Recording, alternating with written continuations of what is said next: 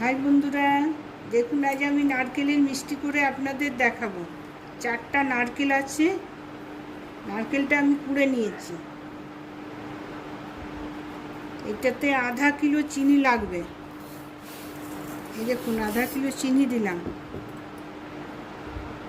দুধ লাগবে 4 চামচ। এলাচের গুঁড়ো দিলাম।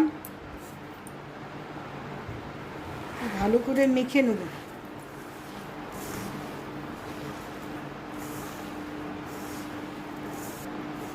দেখুন মেখে নিয়েছি, এরপরে চলুন আমি বানিয়ে দেখাই। দেখুন গ্যাসের মধ্যে নিয়ে এলাম, এর কিছুক্ষণ নেড়ে তারপরে আমি বানিয়ে আপনাদের দেখাচ্ছি।